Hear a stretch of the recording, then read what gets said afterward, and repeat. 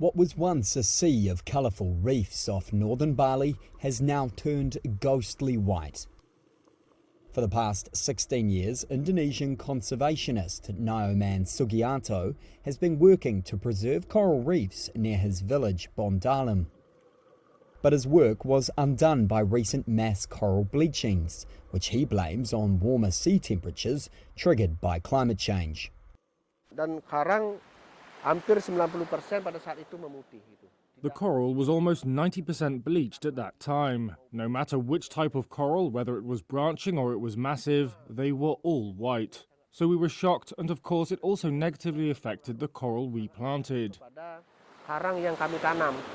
It's not just the natural ones, but it's the ones we planted that make us miserable. It hurts. A lot of coral that we planted died. Karang yang kita tanam itu mati gitu. Coral bleaching occurs when coral expels the colourful algae living in its tissues. Without the algae, the coral becomes pale and vulnerable to disease or death.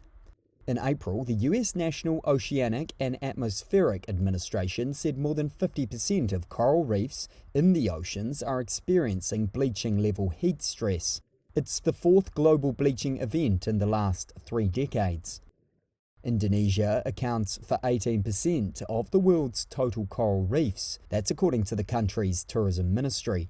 Coral bleaching in Bali in 2023 was mainly caused by rising sea temperatures caused by the El Niño phenomenon.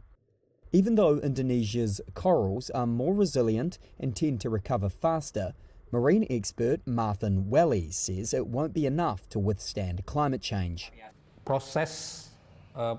The process of coral bleaching or global warming is bound to occur more often than usual in Indonesia. The previous periods have been in 1998, 2010 and 2016. But now the interval between bleaching events is getting shorter. It's predicted coral bleaching will occur quite often in the future in Indonesia or the Indo-Pacific, between the next 1 and 2 years with the current temperature. But Sugiarto is determined to continue his campaign to conserve corals and is advocating the mission to younger Indonesians. Kami berharap makin tahun makin banyak orang yang We hope more people become aware and join the action with us. mengerti dan terus ikut. Also, we hope that we can recover all the coral that used to exist in Bondalam, Yang paling besar adalah mengembalikan. as according to our elders, coral reefs here were very beautiful. Karena menurut cerita orang tua, terumbu karang kita dulu sangat bagus.